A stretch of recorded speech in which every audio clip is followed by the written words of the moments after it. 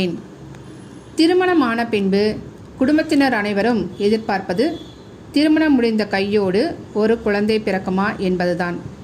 ஆனால் நாம் எதிர்பார்ப்பதற்கு தக்கவாறு எல்லாமும் அமைந்து விடுவதில்லை. நாம் செய்கின்ற செயல்களில் தடையோ அல்லது தாமதமோ ஏற்பட செய்கிறது. பொருத்தம் பார்த்துத்தான் திருமணம் நடந்திருக்கும்.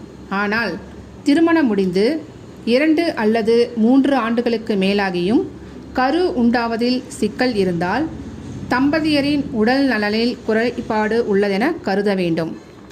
சரி, அதை ஜாதகத்தில் எப்படி அறிவது என்றால், இருவருடைய ஜாதகத்திலும் பூர்வ புண்ணியாதிபதி என்று சொல்லக்கூடிய 5ஆம் அதிபதி சுக்கிரன் மற்றும் குழந்தை பாக்கியத்தை அருளும் குரு பகவான் நல்ல நிலையில் இருக்கிறார்களா என பார்ப்பது அவசியமாகும்.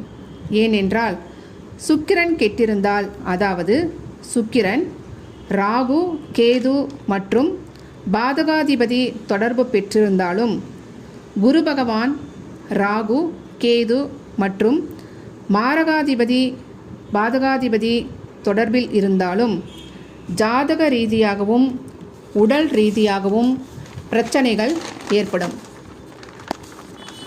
கரு உண்டாவதில் தாமதம் ஏற்படும், அல்லது கரு உண்டாகி கலையும், அல்லது கருப்பை கோளாறோ ஆண்களுக்கு வீரிய குறைபாடோ இருக்கும் என்பதை அறிய முடியும். தம்பதியர் இருவருக்குமே குரு பகவான் கெட்டிருந்தாலும், குரு சர்ப்பதோஷத்தில் இருந்தாலும் டெஸ்ட் டியூப் பேபிதான் அமையும். குழந்தை பிறப்பில் சிக்கல் என்றால் பெண்கள் மட்டுமே காரணம் அல்ல, ஆண்களும் காரணமாக இருக்கலாம்.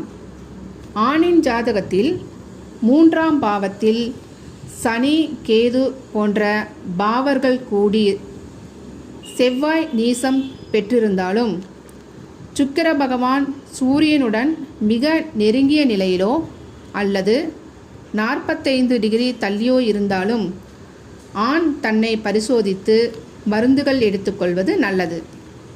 அதேபோல பெண் ஜாதகத்தில் பாக்யாதிபதியும் குரு பகவானும் 6, 8, 12 மறைந்து பாவர் சேர்க்கை பெற்றிருந்தாலும் செவ்வாய் கேதுவுடன் நெருங்கி 8ஆம் இடத்திலோ 9ஆம் இடத்திலோ அமர கருப்பை கோளாறுகள், இரத்தம் தொடர்பான பிரச்சனைகள் உருவாகும்.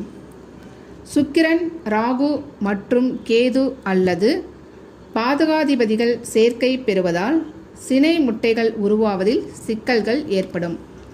அனைவருக்கும் நன்றி.